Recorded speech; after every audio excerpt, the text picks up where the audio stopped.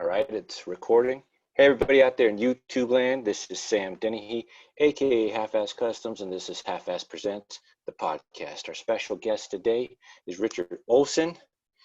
Richard, why don't you tell us a little bit about yourself and how you got in the hobby?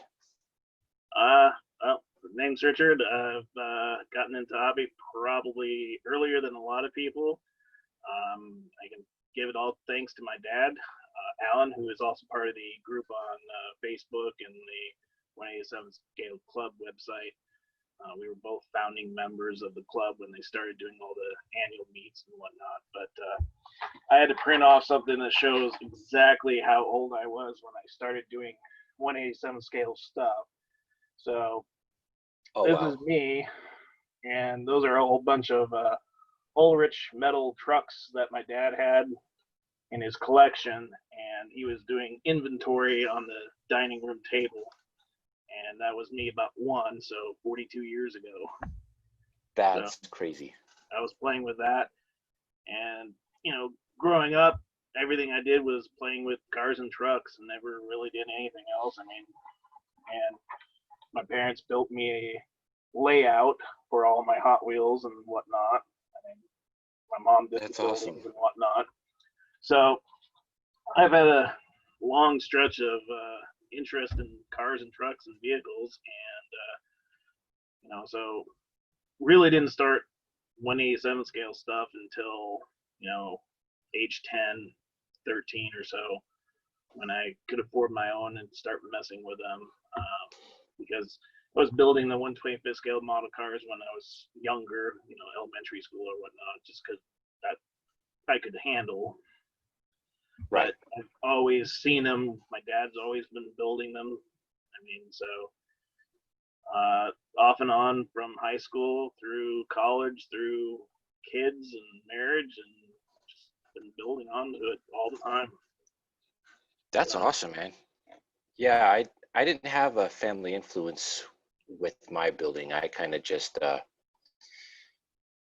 said it in another podcast that I don't know that I put out there yet, but I was a big lowrider fan. Growing up on the West Coast in Southern California, where that's where lowriding started. Big lowrider. I like the first rap video that ever showed a lowrider hopping off the ground.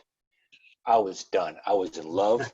I said one day I'll have to own one, and modeling wasn't really a thing for me at that time. I think it was probably like 89, maybe 90 when I saw it. And then all of a sudden, Lowrider magazine came out with a bike and model car issue. And in that model car issue, I saw people building lowrider model cars, and I was in love. I said, oh my God, you've mixed a hobby I can do and the love of real cars and put them together. And I've been building since 93, straight, never stopped. Yeah. All different scales, from like Hot Wheels to 125th to this scale. And it's cool though, because like in your, when you were doing 125th scale, some of that scale seems to transfer over to this little scale. I mean, the painting and building. Yeah, I went back and forth with different products and things, from model railroading items I took to 125th scale, and from 125th scale brought to model railroading. So unfortunately my hobby is I just keep switching back and forth. From age 10 I was that's what I do. Yeah. So I was into trains for a long time. The vehicles were there always. Then I went into the 125th scale, and my big interest in vehicles really is the Jeeps and 4x4s and whatnot. So the magazines were always the influence, and they give you ideas of, oh, okay, I can do that to make the suspension or change the suspension or whatever. And I brought that into 187 scale, and I made the vehicles that have the working suspension or whatnot, with the axles. Right. Oh, as I drop it. Don't break it. As the the axles move and whatnot. So it's that kind of thing. You have one item and you go from different hobbies and whatnot. So from 125th scale cars to model trains to model cars, but constant was always the cars. Always had them. Oh yeah, me collecting too. them or whatnot. So Yeah, that's the same with me. I've been even before the model cars and the lowriders, I was a classic car fan because Southern California has a classic car show within 200 miles of it every single weekend of all year round, somewhere in Southern California. So I grew up going to those and falling in love with classic cars. And same thing, like if before I was building, I was collecting Hot Wheels or whatever that looked more real to the taste that I liked. So yeah, always cars. And that's cool that you were always cars. yeah, so from high school range, we were in, or sixth grade on, I was down in Phoenix, so we always had the same kind of thing of the classic cars that were always around just because they lasted down there in the Southwest. And, Right. But then also Southwest meant a lot of 4x4s, and that's what got me into that side of it, going off in the back roads and the trails and whatnot. But I don't know what to say about. It's been great to see the changes from what was available in the 1980s as far as vehicles to looking through the old catalogs. My dad has a collection of Walters catalogs of from 1960s and 70s, and the only thing available were the Ulrich vehicles or the Athearn trucks, just the Freightliner truck, and not much else other than the European stuff from Viking. And then in the 80s, more of the European stuff showed up, and then you got some more American stuff, but not very much. And it really didn't arrive until the 90s when we got a lot more American models out there, 1/87 scale, and Bob Johnson, Dan Goins, a bunch of those guys, William Cawthon, Wayne Calder, all those guys were instrumental in getting a lot of these new products out to the market, influencing Athearn to do the Max and the Ford C cabs, and just the Atlas Masterpiece series, the Rico models, all this stuff just started showing up in the 90s and 2000s, and it's just been great to see it all out there. So Yeah, it's been kind of nice to watch all that transition. Right. 20 years. And I'm kind of glad, like, I feel like I wish I could have joined into this scale hobby so much sooner, so I could have tried to help pioneer the movement of automobiles for this scale, or whatever I could do. I don't know. But at the same time, I'm kind of glad I did get in it when I did, because I don't know if I built 10 of or 100 of the same 10 different cars because that's all there was out there, that would drive me crazy. Like I and that's all I would do. I wouldn't have gone into the diesel trucks or the heavy equipment vehicles. I would have stayed with the automobiles. And if there was only like a handful of them out there, I don't know that I would have lasted in this scale that long, because there wasn't enough to do anything with. So I'm glad when I got into it, there was at least enough for me to have a good little venture of different vehicles. The early 90s, you had the lifelike Ford pickup trucks, the really cheap, Ford pickup trucks. And there's only so much you can do with that. I bought them by the package and just started modifying them. And then you had the you got the Tyco, the cheap Camaros, same thing, the hollow Camaros and the right. And then they came out with the let's find the little Chevy Citation thing, same thing. All these little cheap cars that were meant for just railroad background or that's it. On their cheap cars. But I would start taking those and just start modifying them into different versions, different paint schemes. My dad was doing it, same thing, building utility trucks, building all kinds of the sport vehicles. You had all the Limburg vehicles, which were neat, but they offered such great, options for kit bashing. And, I would dig through my dad's boxes of stuff that he built, and it was just amazing the stuff that you could kit bash out of it and scratch build. And that's what got me into it, was I could take this cheap little something and make something, award winning even. Right. Yeah. Because like I said, is I started getting into the 125th scale stuff, and I would actually go to some of the model car contests they had in Arizona.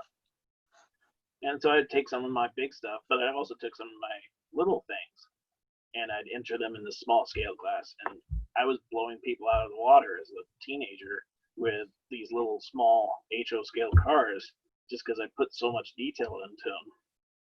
Yeah, and you were the only one probably doing it. Well, I mean, there was other people that are doing 164th, 143, and whatnot, but to get them down. Which isn't, it's not really small unless you get to our scale. Well, yeah, and I think that's what blew them out of the water sometimes. It's like, wow, I didn't know that was available, or people were doing that. And then the clubs showed up and started having their contests there in Southern California. And, I wasn't really building models for the contest, but I had models and entered them and said, here's what I built. And again, they're like, wow, award-winning stuff. Here's first place for that group or whatever. And it's just fun little things. And, it's my philosophy when I was building models was I want something different. There's a lot of people out there that build fantastic semi-truck models. I like semi-trucks. I don't really get into them as much as a lot of people. I mean, there's some people that are just amazing model truck builders. I have some, but I'm not going to build them to compete with them. They're definitely an inspiration. But I like the oddball or the different ones,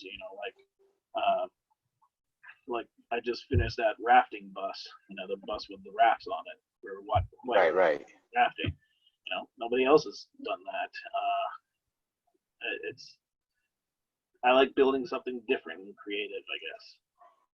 And see, that's where you and I are a lot alike, because everybody knows what I build, and nobody's really ever doing that to the quantity that I'm doing it.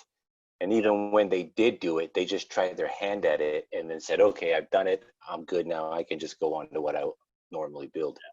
So that's really cool that you have the foresight and the insight to be able to look out of the hobby, I guess, and broaden it.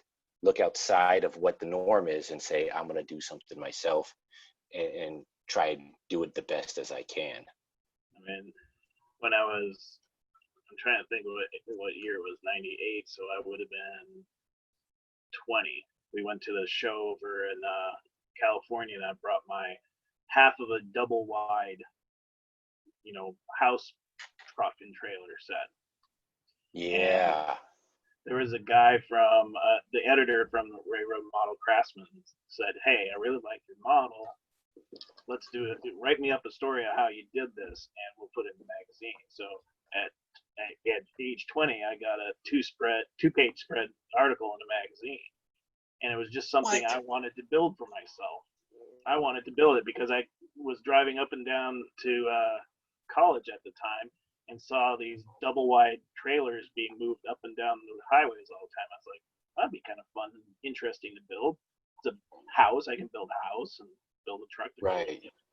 So I did. And I still only built half of that house. The building contractors are moving slow. And everybody's like, where's the other half? Oh, it's coming down the road sometimes. Right there, it's a delay. There's a traffic jam, I don't know. It's now 20 years later. It's still delayed. So. And the house still hasn't reached its final destination. No, has not. But I mean, it's just I like building something different and unique, and I'm not building it for somebody else, and I'm just trying to have fun with it. Well, I think in my opinion, I think that's where the fun really is building something different, not building the normal everyday that everybody else is doing. Because, unlike a building contest, like the 187 scale club put on the 1964 truck build off. Yeah. I think it was 2 years ago or something. Yep. And that was neat. It was super cool that they did that. But at the same time, I'd say most of the entries were all based on the same type of vehicle, commercial. Nobody really did anything different except for maybe one. Wonder who that guy was.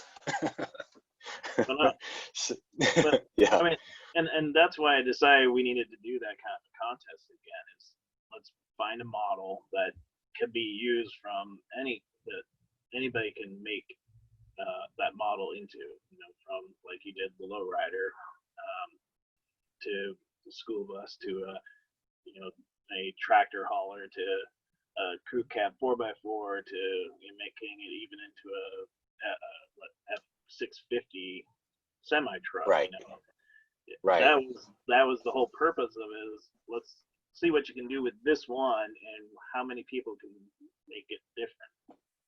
And I'm still trying to figure out what to do with another contest, or not really a contest. I didn't want to call them contests because there's no prizes or anything. It's more of a right. No, I think the way you did it was perfect though, because I think it was just a build off. it is a challenge. It's a challenge for you, and That's it's a challenge to yes, that's how everybody you else. said it. Is Right. what can you do with this? Challenge yourself to do something with it. So I'm still thinking of doing another one, but it's hard to determine what vehicle to use. You know, if you There's were not a to lot of if you choices. were to use one of those cheap, just body and crappy wheel Oh yeah, cars, and then say, here, take this dollar car that you can pick up from any thrift train shop or whatever, or yeah. and then say, here, now let's see what you can do with See this. what you can do with this one. And that's kind of the other thing. Okay, find something that you could have bought in 1980. Right. What you can do with it. Here's a copy of the Waller's catalog from 1980. Yeah. Here's See what's if you can still available. find this online Use one somewhere of and these. get it. Yeah, use one of these cars and build it.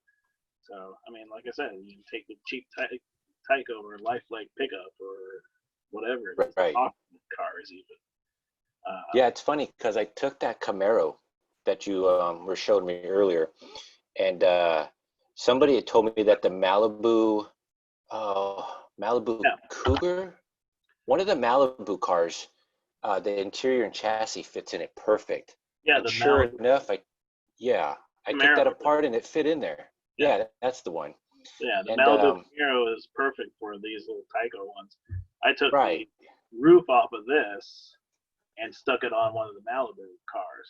because they're all convertible. So yeah, that makes sense. So took it the other That's way around. cool.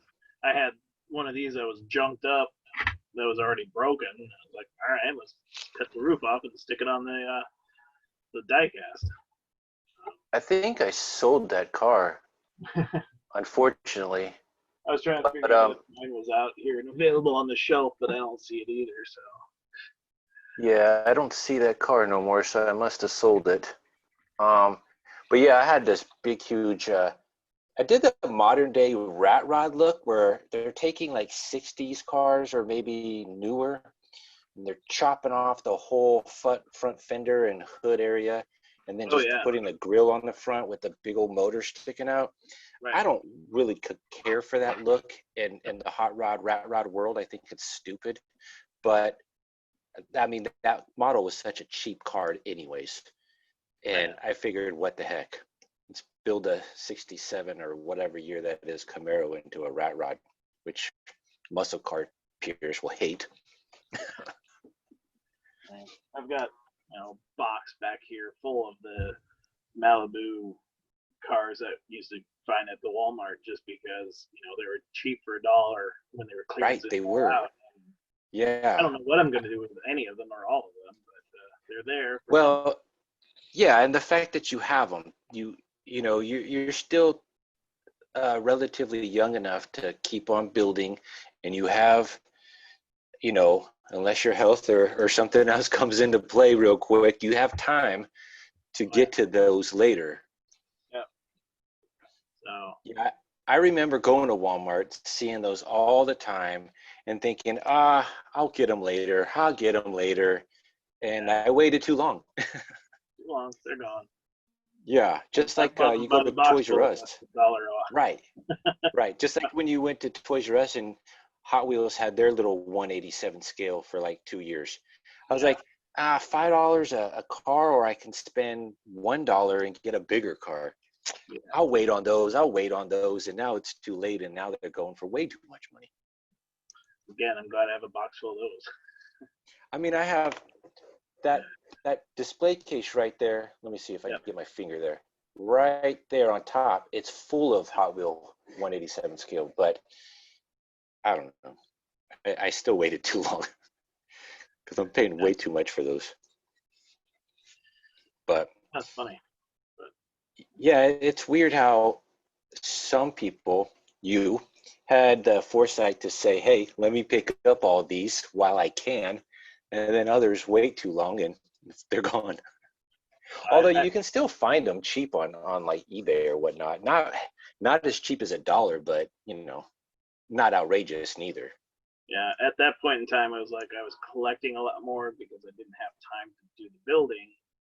And I was like, hey, for a couple bucks, might as well collect them or have them for later.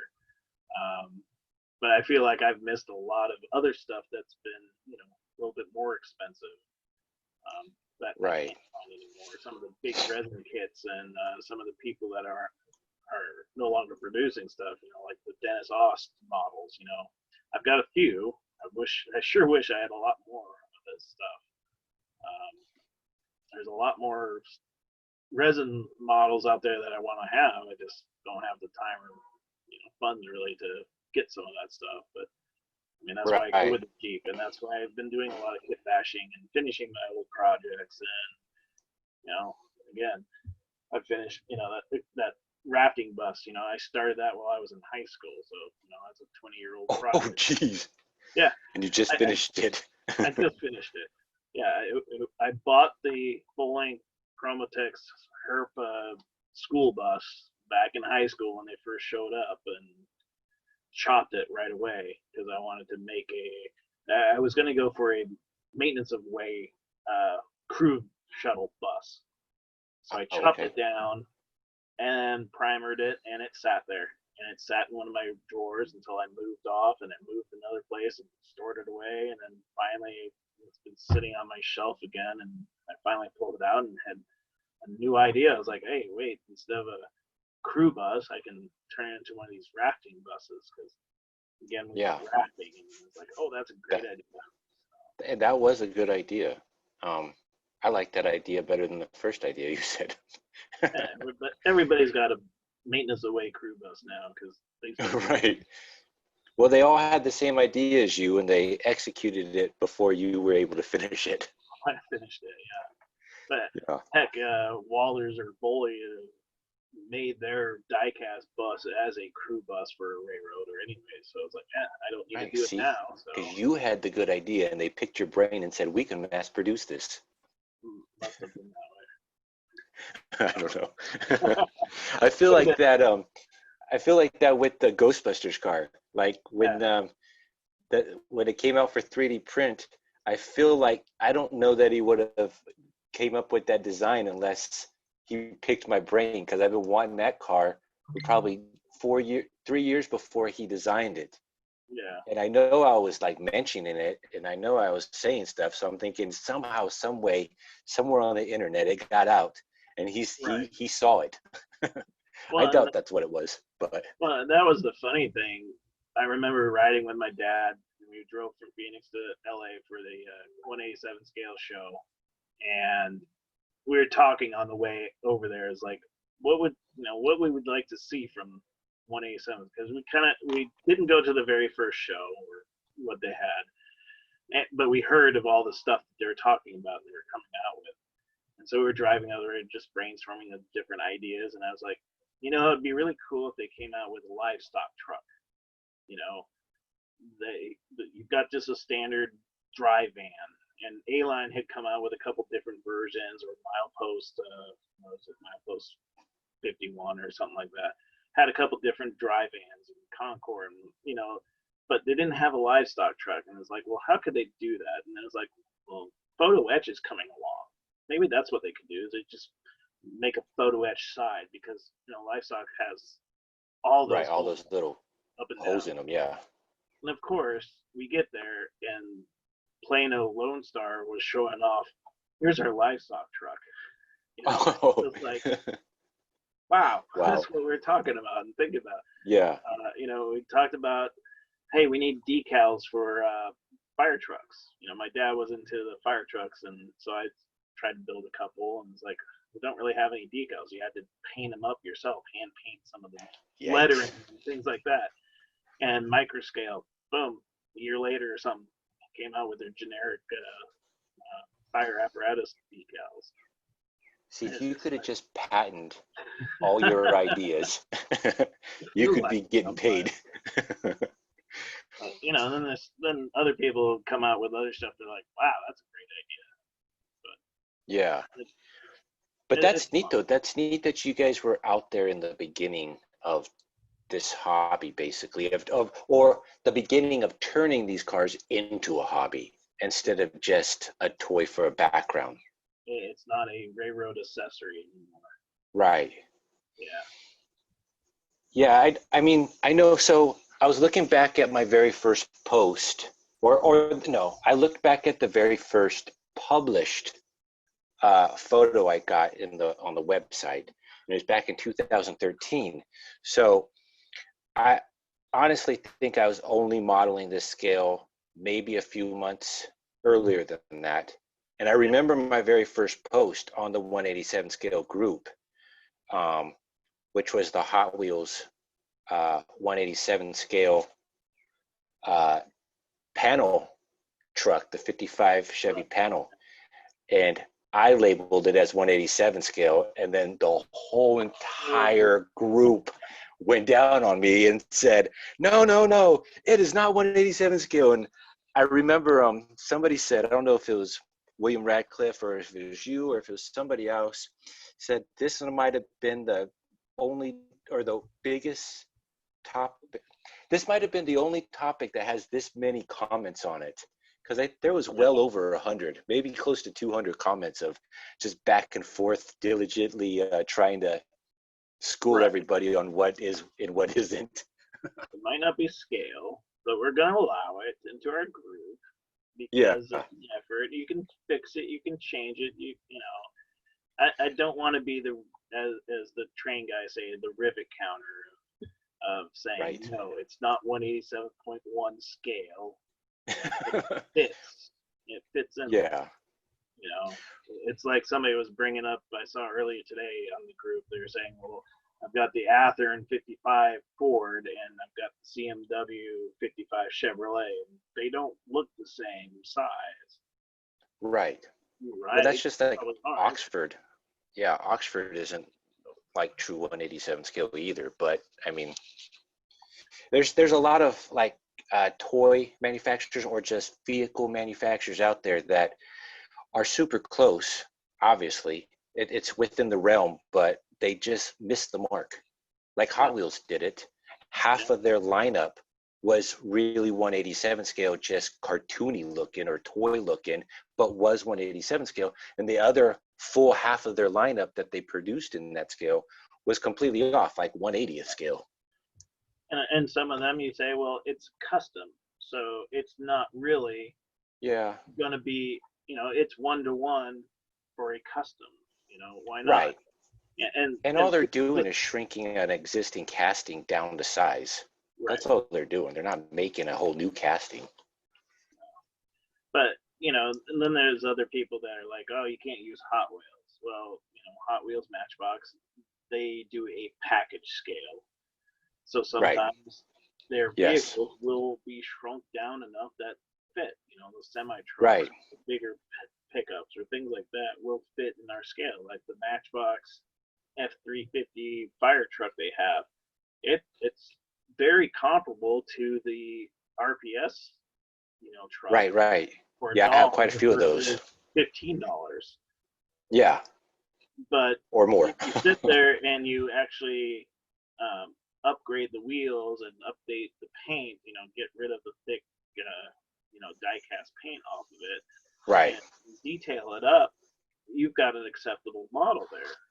And I learned that from my dad, because if we wanted something more different to the layout, you had to get the Yatming semi trucks, you had to get the road champs, you had to get the Lindberghs, you had to have all those other options that were toys, and then upgrade them, change them.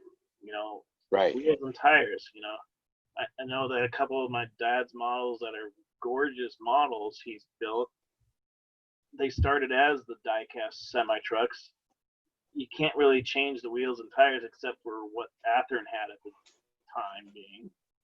But then, you know, on the trailer, he's using the die-cast wheels and tires. But it looks right. It looks good. And it's what you had at the time. Right. Yeah.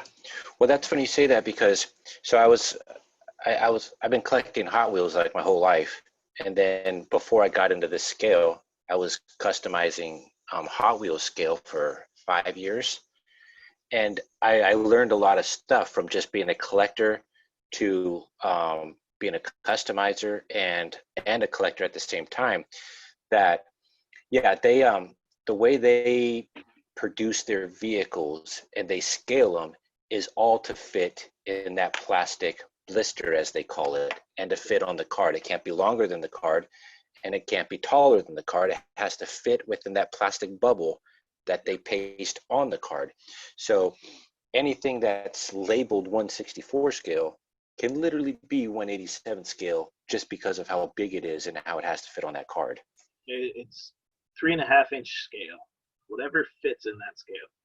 Right. Yeah, it's similar to how people talk about I model HO scale versus HO gauge, right? Yes. No.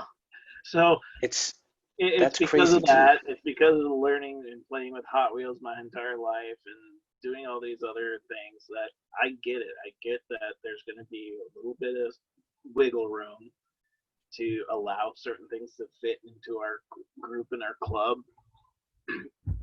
but you know, you have to sometimes just to get what you Yeah. Right. Because if you wanted to be very limited to, you know, actual 187 scale, you'd be eliminating so much other stuff that's out there that's off just by one or two scales, like 185th scale. You know, if you didn't like 185th, but you liked 187th, you would be, you know, which is so close you could barely even see it.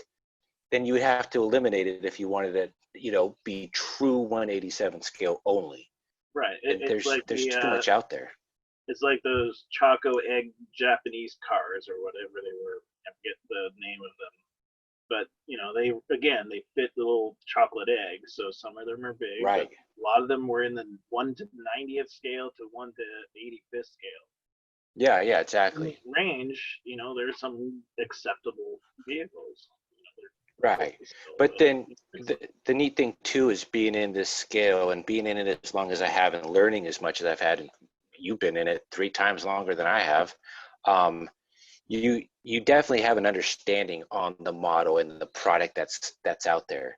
Because I saw when Oxford was first coming out with their 187th, as of within the past couple of years, and they were showing it, I instantly saw, and not even having that actual kit in front of me, I saw just in the photos how off some of the dimensions were on the parts or on the cars or whatnot. Like the wheels are huge yeah, on most of those, and you're thinking, why have the rest of the car look decent but have way oversized wheels, like if it was a toy or a Hot Wheel or something? Like, yeah, why wouldn't you have scaled those down? Because a lot of their wheels are just way too big. I mean, I don't mind, but you know, some yeah. people would. I like the Corvair ones. So, but Right. I was gonna say, you know, you come into this hobby kind of late in some terms, but then there's other people that are joining now, and the the whole world of and realm of 3D printing is just mind-boggling to me, and Right. just awesome at the same time. But then again, you're talking about scale and issues with that, and even with 3D printing, it doesn't matter if it's scaled exactly on your computer. It depends on your, you know, especially shapeways. It depends on who's printing it or what machine they're printing it on that day for whatever tolerance. So people would be like, yeah, I got it off shapeways. It's going to be 187 scale. It can be smaller. It can be larger. It can be smaller, yeah, or And bigger. some people have actually seen that where they've gotten two models. They ordered two of the same thing, but they'd be slightly off size. But sometimes you just can't let that bother you. So I've only ordered two different. I already. How do I say? I've only ordered from two different people on Shapeway, Mad About Cars, and somebody that makes the DeLorean. Because before I can find the MPE DeLoreans, Shapeway offered a Back to the Future version of it. And I was like, well, I can't find this other version, so let me get that one. And because I've only ordered from those two designers, I think, and I've never measured them, but I mean, they're pretty close for my eyeballs to see that it's to scale, or to the most part to scale. But I've never ran into where it's like too much off. Like you could definitely tell it was like 1/80th or 1/90th scale or something like that. They're all relatively, from those two designers, pretty close, if not close enough to scale. So I'm happy about that. Yeah, I mean you can't be mad. I mean it's opened a whole new world of what's available, especially with Jens and his Mad About Cars stuff. I mean, the amount of vehicles he's pumping out and into the Shapeways is just incredible. Yeah, I want like one of every car that he's ever designed. No kidding. Especially the 80s stuff. And everybody keeps asking and begging for is they're out there, they're on Shapeways. Yeah. He's recently posted on his own page that he's come out with an like 87 through 91 Toyota pickup. Yep. And I said, hey, you ever think of an 85? 85, and, black one. Yeah, and he goes, let me guess, the Back to the Future one? I said, hey, that's the exact one. And he said, let me work on that. He still hasn't come out with it yet, but he said he would work on it. So I'm going to just let him be at his own pace. And when it's ready, it's ready. I'll need one of those too, though. It's 4x4, I think so most of us. I got to have it. Yeah, well, it's a 4x4, and you're a 4x4 guy, so yeah, definitely. Oh, yeah. I remember that when they opened the garage door and saw that in the garage. And it's so funny because I just did my history of Halfass Custom. I posted the Back to the Future cars I did and the diorama, and I got quite a few questions. Where's the Toyota truck in the garage? And then I even said in the video, like they didn't watch the video or they didn't listen to it all the way. I even said, I don't have it yet. I'm working on getting it, but I don't know if they lasted that long into the video to watch it.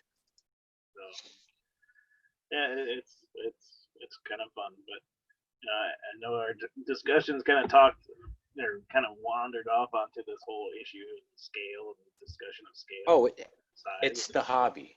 So, like I said, that's kind of what this is for, is anything and everything about the 187 scale hobby. Yeah. And I mean, we could talk about trains, obviously, if you had a layout or something, or we can even talk about different scales, but it's mostly geared towards the 187 scale stuff. So whatever is in that. There's train stuff behind me too. Yeah. Yeah, and I mean, that's why, I've even brought up several times, and even Tom Hart, I interviewed him, and he completely turned the interview around on me and started asking me questions, which I was cool about because nobody's done that yet. But he was talking to me about the Back to the Future train, and then I showed him my hot rod train that I brought up to Springfield earlier this year. And like, I'm not a train guy. I like trains. I'm never going to build myself a train layout because I don't like them that much. But I definitely like trains. I'm more of a steam engine fan than these diesel engines.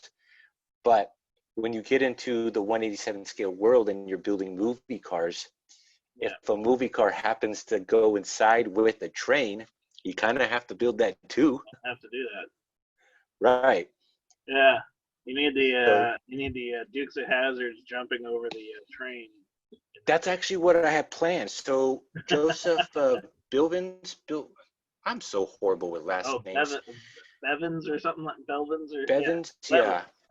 He built me a General Lee, And at no, at St. Louis 2 years ago, Ken on his What to Need show asked me, do I plan on doing anything with the train? And at that time, that was going to be the very first train related thing I did. I was going to have the Dukes of Hazzard jump over a flat car or something. Yeah. I still haven't built that yet, though. There's time. There's time. There is time, and that is I'm actually, that's going to be something I do because I don't have any other use for the General Lee. Just sitting on my module, on my movie module back there. I mean, it can stay there, but I don't need it there. I'd rather have it be in a scene jumping over something, so it's more iconic, I guess. I don't know. There you go. One day Yeah. it'll happen. Who I knows? mean, there's plenty of movie vehicles I'd love to do eventually. The fire trucks from Emergency. I'd like to do one of the CHP patrol cars from Chips. You know, one of the I big want to do the Dodge motorcycles Monacos from Chips. Yeah. motorcycles. Yeah. I need to get one of the General Lees. That was another show I had to watch, but again, and Smokey and the Bandit stuff. That's kind of neat. But, I mean, that's what I watch. So. Yeah. Well, I mean, if you think about your time, you're only 2 years older than I am. So we're relatively in the same timeline. Those were what was out there when we were growing up. So you had to, if you were a car guy, you were going to obviously fall in love with them for what they were. I mean, the TV shows and the movies made those cars into their own characters. I mean, Right. they were part of the movie. They just weren't in the movie. It just happened to be there. And I was talking to William and I was talking to somebody else about movies today. They're not doing that. The closest thing you got is Gone in 60 Seconds that came out 20 years ago. And Transformers. Transformers made the new Camaro famous. And that's the only thing you look at is the Camaro. You don't care about any of the rest of the cars, well, besides Optimus Prime. But those are the only two cars in all of the Transformers saga that anybody recognizes. Yeah, that's the same one I got. Yeah, of course. I want to build the older one. Yeah, that's why I have it. I want to build the original older 80s style truck or whatever year that is, but I'd have to have a decal set for that because see, that toy that you have and I have was already painted, so we didn't have to do all that work. No, but yeah, I want to get the Smokey and the Bandit truck and decal that up, which I don't have, and I want to do a Knight Rider truck, which I think the Knight Rider truck would be a lot more easier because it's all just black with a red line going across it. But I was looking online. Right. I was looking online for the right rig, and that rig is, I don't know what kind of rig that is that they use in that truck or that TV show. Yeah. Because they have two rigs. They have the square cabbed rig with this steel grade on the front, this armored grade. And I don't know what that was from, if it was from the TV show or maybe one of the reboot movies they tried to do. And then they have the regular, I don't know what you call these rigs, but you got the engine in the front, the cab, and then the sleeper all in one. They had that version, and that's the version I want to build. And I don't know what that rig is, but I'll have to Google it and let you know. I mean, you don't even have to tell me. If you can just find the actual model, just give me the link of the model, and then I'll just get it. Because I don't really care what the rig is. I don't care the name or who makes it. I just want the model so I can build the actual model of it. You need you gotta get kit to go with it. One of the ones I want to build right now is the big Dodge Power Wagon from the TV show Simon and Simon. I never watched that show. Yeah. Dodge Power Wagon from Simon and Simon. Okay. Yeah. I've got the truck from Roco. It's just like the little green one I built. It's ready to go. Oh, nice. I just need to get decals for it. So. One and of the off-road lift on. Yeah. One of my favorite shows back in the 80s was Airwolf. I don't think there's any company that makes that helicopter. I don't even know what helicopter. Because it was a special military grade something helicopter, Hmm. stealthy. And I want to put like a little sugar cube speaker in it so it can play the theme song. That it wasn't even a song; it was just a tune, and Oh just yeah, repeated over and over and over again. yeah, yeah. That's kind of fun. Right. But I don't think anybody makes that. I haven't looked it up, but I'm pretty sure it's such a oddly specialized helicopter, and it's not a real like helicopter. I mean, it's probably based on a real helicopter, but it was modified to be their own special version of a military special ops helicopter that Yeah, I don't know.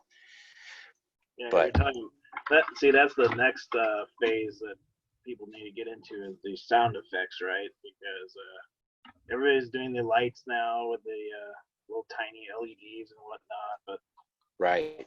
I think Greg Dixon probably was first, but I was right there with him when we talked about, hey, we need to put the sound modules in some of our trailers. And so I Yeah. have one sitting here, and let's see if I can turn it on. But you know, refrigerator van, right? Uh-huh. I don't know if you can hear it. We heard it a second ago and then it kind of just disappeared. Yeah, it's running. Oh yeah. So, okay, I don't know rigs at all. Would you necessarily hear that? Like yeah, if I guess maybe not if you were driving down the road because maybe all the wind would be too loud, but if you were parked at a like if street you're light or parked, something, you would hear that running? yeah, if you're parked, or I mean, I've heard it down the road. You'll hear the refrigerator unit running on the front of I have them. never noticed that. I mean, I've seen them. I know they exist. I've never noticed that they make noises. You go I mean, I through. don't know why they wouldn't, but I just never thought of it. So, that's the next thing is you've got the LED lights for the trucks and trailers and cars, and I mean, some of those that are doing the multiple flashing strobes, and even your Ecto One with all its lights, I'm just amazed by. But now you gotta get the sound Well, system, right? I gotta give shout out to John Howard for doing the first Ecto, and then East Coast Circuit for doing all the other Ectos, Yeah, which happen to be two upcoming videos or podcasts I'm gonna have both of them on, not at once, separate, but I think that'll be cool for people to get to know East Coast Circuit a little bit better. yeah. I was happy to meet the guys from that group when I went out to Springfield 3 years ago now. So. Yeah, they said they're normally out there every year, but for some reason this particular year they weren't out there because I was really looking forward to meeting them. Yeah. But oh well. Yeah, I got Another year. I posted the Ecto on one of the train groups and somebody said, "Oh, you got to get the siren." I was like, "Yeah, I need to." And so they posted a link from Evans Designs. They come up with the siren for that, and I bought it right away. The speaker's like this big, is wider than the car and taller than the car. So I just have it sitting in the firehouse because it's too big for the actual car. I mean, I guess I could have probably got a Sugar Cube one, but those things are expensive. I can't afford a Sugar Cube speaker. That's what I I'm going to barely stick. afford the figurines. Yeah, well, that's what I'm sticking with. Vehicle models. It seems to be a lot cheaper than any of the railroad stuff anymore. But I mean, the crazy thing is those railroad Sugar Cube speakers. I mean, they're like mini subwoofers. They carry a bass behind it, which I love because I like bass. I have that Cheech and Chong car, the Up and Smoke, and I want to put two elements into that with the little diorama. I want to get like an HO or N scale smoker from a steam engine and have the smoke bellowing out the windows. And then I want the song, the Lowrider song, playing on repeat with that little diorama, because it's like you hear that song. If you've seen the movie, you instantly think of the movie. Or if you see the movie and you don't hear the song yet, you instantly think of the song. So it like goes perfect together. have them sitting there and parked in the median. Yeah, and I want to get the 70s. When did that movie come out? Late 70s. cop car behind them with the cop at the window. Yeah. I would honestly, I want, God, it'd be so much, it wouldn't be a lot of work. It'd just be so much electrical phones I'd have to have for every diorama. I would love to have that scene that I can pull it off of YouTube and play it and repeat in the background of the diorama so everybody knows exactly what's happening in the diorama scene. But yeah, I'd have to have a phone for like every single diorama I made. little videos. That's pretty, yeah. So, oh well. Maybe you just have one phone and you have a rotating display. Aha, that would be cool. That'd be even more work probably. Yeah, that would be neat. But I think that's really cool that you definitely don't do the norm as of your builds. Your builds are unique to you. Yeah. And I don't say that in a bad way. I mean, that's more of a compliment because everybody, for the most part, is building something similar to each other. Yeah.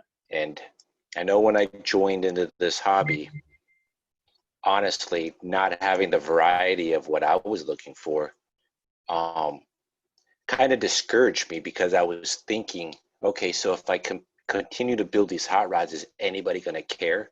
Is anybody going to acknowledge that I'm doing it, or is I'm going to post them and then they're just going to fall by the wayside? Because Facebook is like such a revolving, not even a revolving, it's just a funnel.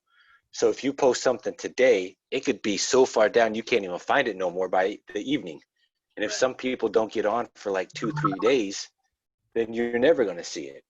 Yeah. But the neat thing I found is, I want to say it was probably thanks to the original guys, you and Bob Johnson and the rest, that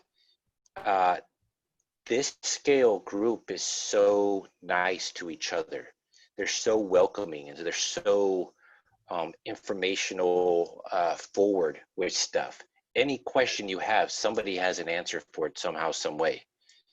And it was really cool, even though my first post was such a debacle over what is and what isn't.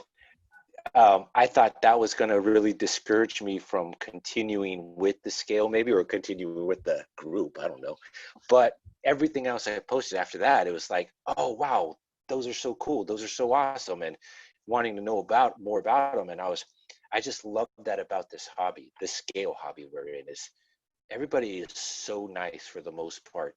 And anybody that isn't, you don't know them. Right. They're not posting and they're not commenting. So it's really neat. It's really cool. And I think it's probably because of maybe how you guys designed the group and allowed who you wanted to be in it so it could stay that way.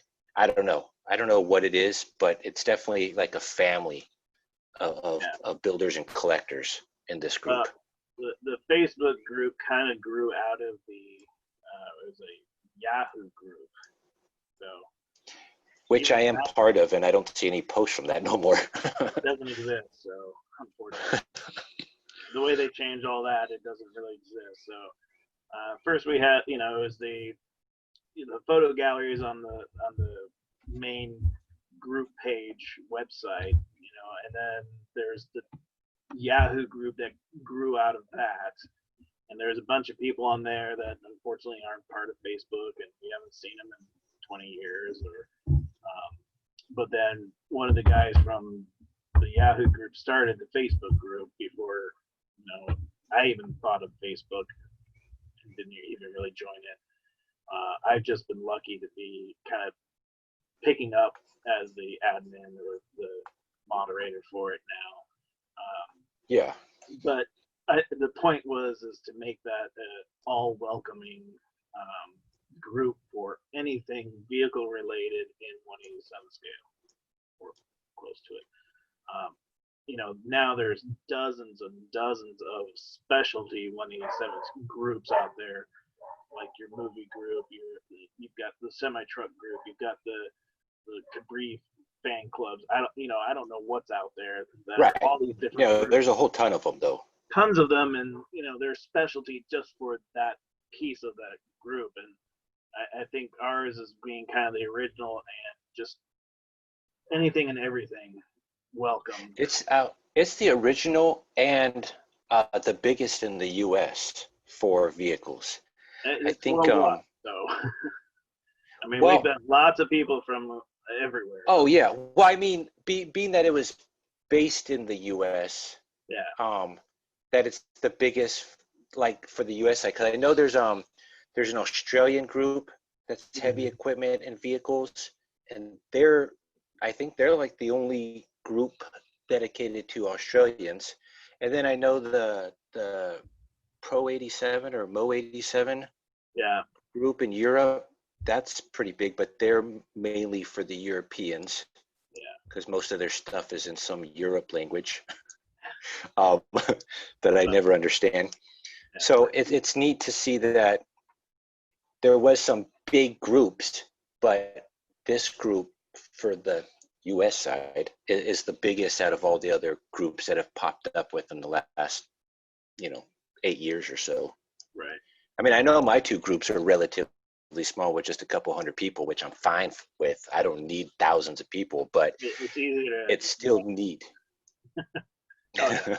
It's still neat to see that even though our group is relatively small out of the hobby of trains or model cars, that the people that are in it are really, really in it for the vehicles, and they're out there to help and knowledgeable and stuff like that. Because you could have a group of model car builders, 10,000 big or 20,000 big, and only maybe 1,000 of them or less contribute to the group at all, and most of them are in it just for looking, Yeah. or ideas or whatever. At least a lot of people are showing in this group their collection, that they're collectors or they're builders, or they're trained people getting into it and wanting to learn about it and asking questions. Right. And we all have the answers, which I think is great. I I think mean, you guys did a good yeah, job in making the you got group what it is. you got the heavy equipment guys that I want to learn more about some of the heavy equipment stuff. You got plenty of people that do all the truck and over the road stuff. You got Mark Kulak and his custom kits and all of his fleet, His fleet, yeah. massive semis and off road and heavy hauler equipment. You've got the guy that's really into his buses, which is kind of neat. Yeah, I just interviewed him too. Yeah, you got you with the lowriders and hot rods and whatnot, and then you got the people that are just really into the old cars and the 1960s to fit their layouts in the time period. But Right, like Mike Budd. And, Yeah. And it's what makes the group great is just that everybody is helpful and thankful and Yeah, and there's a good variety, even though most people build the same genre, commercial vehicles, that there is still a variety besides that. I mean, the people that are building other things like just regular passenger vehicles or whatever, other than commercial, they're posting it so it shows the variety. You see it almost daily. Because I think if only the builders that posted were just commercial construction vehicles all the time, it would literally seem like this is the only thing we're into. But the fact that other people are into other vehicles and then they're posting it, you see that variety in this group, which is really cool. and Mike Buddy with all of his little cars and his car haulers, auto rack train. You have John Tyson and his beautiful 1960s aero vehicles that Right. are amazing. I mean, it's incredible the amount of people that are out there that are showing off what they've got to build, and they have their specialty, and everybody has a thing to learn from somebody else on what they're building. No, you're totally right. Yeah, I was talking to Robert Kelly, and he's famous for his cranes as well as his dad.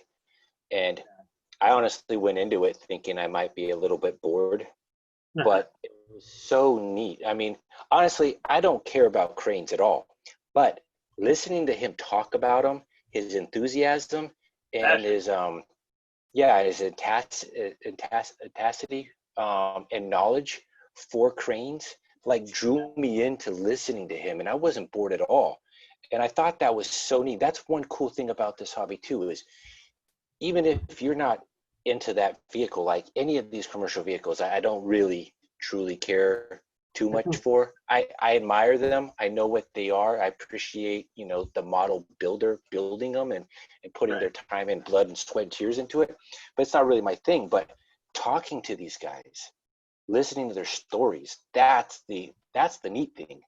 Because I mean, you could tell me 100 different uh, construction vehicles out there, and I won't know them from a hole in the ground. Right. But if you start telling me your passion for the build and why you build it, and the little details you did for this, and why you put that there and painted it this way, that's the neat thing. Now, I mean, in my opinion, that's the neat thing. Yeah. So, I've been a couple models I've finished off lately. I've been happy to help.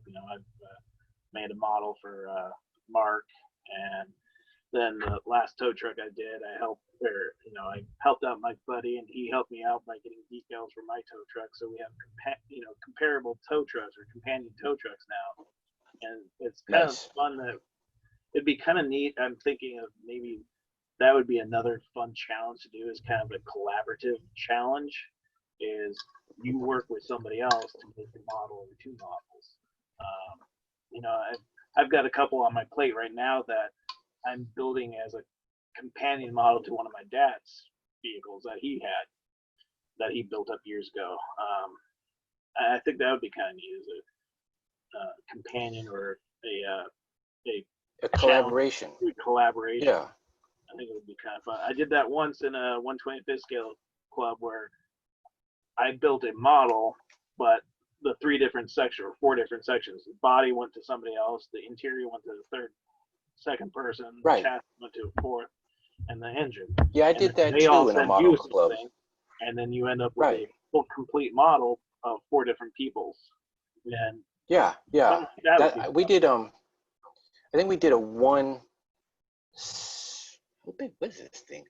1/18 scale or 1/8 scale 55 Chevy Nomad. And the club had me do the interior. And then they all got mad at me because I used real material instead of like model car material. They said, Yeah. "You should have told us you were doing this." And that was the last club build I did. They didn't like what I did, even though it was really nice work. Yeah. But whatever. I think that was one of the things I was talking about. We were thinking about in my head. You're talking about how everybody in this group is so happy to help other people. As I've been to other groups where, the online chats and whatnot have been, you get into the clique of these people talk to these people, and they stay in that little clique of people. And I think our Facebook group is, everybody's out there and everybody talks to everyone. Yeah. Right. And that's the cool thing, is we got, like you said earlier, we got people worldwide. And I know I was talking to a guy named Rad. I can't remember his last name. He builds military vehicles, and that's his specialty. Yep. And he's saying a lot of his military vehicles are from like Russia and Europe and Germany and stuff like that. And he doesn't know the language, but he's in a lot of the clubs or the groups out there, and they all help him with whatever he needs. Oh, yeah. And I know in the 90s, for instance, in the 90s, in the model car, like the 125th scale model car world, unless you were in a club, you didn't have a lot of help from anybody. Like, and then the trade secrets were literally that, trade secrets that they didn't want to tell you because they didn't want you to one up them or something. And it seems like today, maybe within the last 10 years, the mood has definitely changed in all hobbies, train world, the model car world, and anything else. It's like more people are willing to tell you and help you find what you're looking for and tell you little tricks and things like that. And I think that's really cool. And I think part of that is because some of those people that have long-term building models and whatever scale it is, they understand the hobby is something with dying. It There's is. not as many, and so I think they're finally getting over that. I'm not going to tell you my secrets to. I need to get other people interested in this to keep our hobby going and getting it involved. And I think that's where I want to be. Is I want to help other people. I want other people to enjoy this and continue on. You know, help. Yeah, If I got something in my stash that somebody wants or needs, okay, yeah, sure, I'll send it off to you. right. Yeah, and that's a sad thing. Like, it is truly dying slowly. Because think about in the 80s, there were literally hobby shops that just sold model cars, not just everything, but just model cars. And in the 90s, they started disappearing, and then they just turned into regular general hobby shops of a little bit of everything.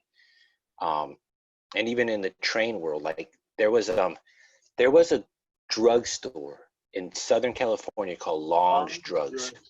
Yep. And I don't know about all of them. I only ever went to one, but half of that whole entire shopping building was a model train shop. Half of it. And this was the size of like, yeah, this was the size of like a Safeway or a Vons or a Pavilion. I mean, it was a full-size grocery store, and half of it was a model train shop. That was unbelievable. Yeah. And I was in an in-scale train club back in the early 2000s, right when I got married, and I bought a lot of trains from them just for the train club, so I had something to run along with my module I built for them. And yeah, that's no longer around. No. A lot of and the hobby stores are getting smaller and smaller and smaller, or just disappearing altogether. Yep, definitely. I know in my city, I live in Durham, North Carolina, and there's not one hobby shop at all. There is a Michael's, which isn't a hobby shop, but it does have crafts and hobbies in it. Yeah. And then we don't even have a Hobby Lobby. You have to go to the next city, which is Raleigh, to get to any hobby shops. And it sucks because I don't want to go to Raleigh for anything. It's a major city, and I just don't want to go there. But if I want anything specific, like they have 2 train shops, just trains, all scales, and then they have 2 other hobby stores that are built for the RC world. So planes and helicopters and whatever, RC cars. And they don't have anything like model car related, anything train related. You have to go to those specialty shops at Raleigh, and I don't want to drive out there. I just order all my stuff online. Luckily, we still have one hobby shop, local Arcade Hobbies. I'll get his name out. But he's been very supportive of vehicles, and he's really interested. He's bought a lot of vehicles from John Tyson through eBay, which has been fun. No kidding. Yeah, because I've shown him pictures and say, hey, yeah, this is what somebody else has built. Here's models that I've been working on. And he's like, whoa. And then he ended up buying, he's bought probably every single thing that John Tyson's come out with, he's bought for himself personally for his layout. But that's awesome. A large stash of vehicles, and he knows that vehicles sell, at least at his store, from me, my dad, and a lot of other people. But it's there. We have another one that is a railroad model train. Not only are they a supplier, but you can walk into their hobby shop. And the good thing with that is they get the large shipments of stuff that they're supplying to other people. But they have huge shipments of Atlas at the time. They had Bully when it first showed up, but they had stuff on their hangars that have been there for 20 years. And unfortunately, a lot of the stuff is disappearing off the shelf, partly because I've been buying a lot of it out of there. But hey, at least somebody's getting them. Yeah. There's been some stuff hiding on the shelves for a while that I've been going back collecting off, but at least they're there, they're local, and gotta support them. So that's awesome. That's really cool. Yeah, one thing I think would be kind of cool, maybe for the podcast, is if I could get sponsors from like vehicle manufacturers. Maybe they can send me their latest stuff. I could do reviews on them, but at the same time, I don't want this podcast to be sponsored. Just as much as I want it to, I don't want it to, just so I can have this dedicated strictly to the model builder and the vehicles themselves, because I feel like as much as I love listening and watching Ken Patterson's podcast, like it sounds like a good quarter of it or more is all sponsors. And don't get me wrong, I understand it. I know why he's having to do it. I know why he does it. Yeah. Because if I was It's his getting business. sponsored, Yeah. I would need to do it too. So I kind of like just jumping straight into the podcast, talking to the interviewee and talking about whatever, not having to have a commercial or having to plug a sponsor. But then at the same time, if they pay me, then that'd be cool too. Yeah. Right. Even if they don't pay me cash and they just send me some vehicles, hey, I'll plug them for a vehicle. Yeah. Forget who Like it if was talking to. MPE, right. Yeah. If MPE wanted to sponsor me and send me a whole bunch of DeLoreans, I'd do it. I think you were talking to Mike Buddy, and he said he was helping out Catherine or somebody. They said, pay me in vehicles or whatever. He was happy with that. Right. I mean, I have a customer base, which is very small, but I have one. And that's a cool little side project. I can just keep building the same car over and over again for customers. But I mean, they're not sponsors. They're just customers. And I'm not going to shout them out. Although I will shout out one. It's funny you say that. What did you just say? I literally just heard you say it and I forgot it. My memory is horrible. But we were talking about having vehicles on layouts that, your hobby shop guy bought a bunch of John Tyson's stuff for his own layout. Yep. And there's a guy named Tyler in our group and on my hot rod group that has commissioned me to build him a whole bunch of hot rod and specialty vehicles for his layout. And I asked him one day, why so many? Like, are you building just a car show scene? He goes, no, I want my layout to look like nobody else's layout. I want all unique one-off cars on it, so it looks better than anybody else's that has like 50 Malibu cars and 50 Jordan cars and all this other stuff. I said, all the Porsches and Mercedes and BMWs that everybody else right. has. Yeah. And which is unfortunate because that is literally what everybody else has. Yeah. And if you're building a time period correct layout, then you have all the same cars everybody else has as well. Yep. Like if you're doing 1950s, every single person that collects these cars has all those cars already as well. So you don't have anything that nobody else has. But Tyler wants a unique layout with all unique vehicles, and he's my number one customer. There you go. Yeah, I've tried. So shout out to you, Tyler. I've tried to build models to sell, and by the time I put my, time and energy into it, it's just I can't do it. I can't sell some of this stuff. It's just. I definitely. I can't say I regret selling them. I definitely wish I still had it, although the money was good. So I can't complain there. But I built him one of the, I don't know how many custom builds I was in with him, but I built him this surf truck off of a Woodland Scenics like 1950 Chevy, I think, or maybe a Ford pickup truck where you got the two old men carrying the bushels of fruit out of the bed of the truck. Yeah. And I took that truck and kept just the cab. No, I kept the cab in the bed and I cut off the fenders. I made the whole front of the truck fenderless and just had a custom grill, custom engine, some spoked rims with white walls, and I had two surfboards coming off the bed. And I built it into a rat rod. And I didn't even paint it. I just scuffed up the original paint. And I had a custom frame for it so it can sit lower and all this stuff. And he said, can you build a truck like this? And it was a famous truck that Billy Gibbons from ZZ Top owns. And I said, I can try and build a version of that. I can't build the same exact one, but I'll build you a version of it. And I built that. I was in some kind of groove. I built that thing in literally about 6 hours.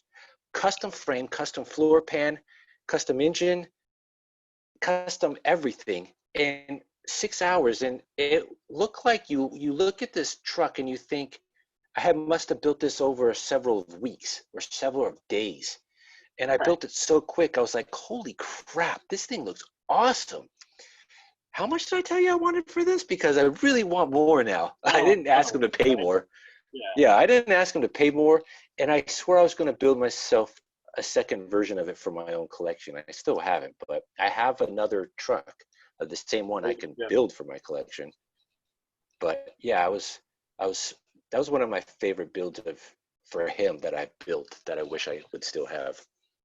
Yeah. Hats off to the people that are out there building models and selling them and whatnot, or But I've tried it. I've tried to recreate a model just to sell one, and I can't do it. It's not within me.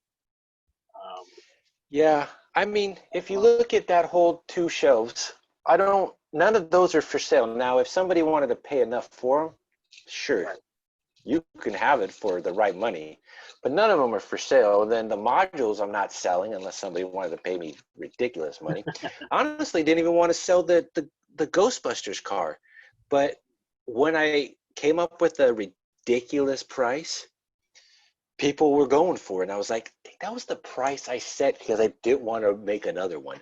Right. And then they were willing to pay for it. And I even said, give me half down, which was still more than the whole Oh, car yeah. cost. Maybe I shouldn't have said that on air.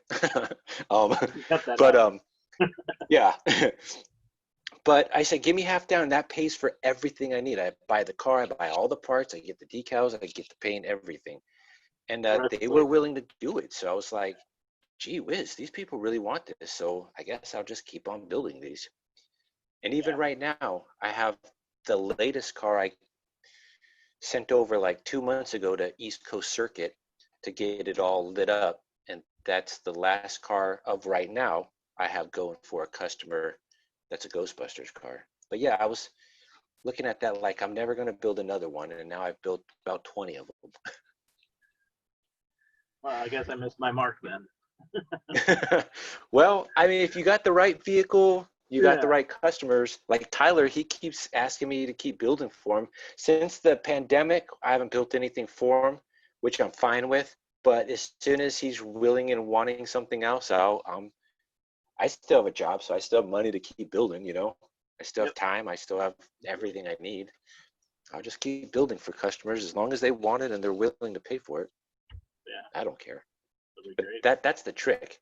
You got to be able to give a price that will justify getting rid of it.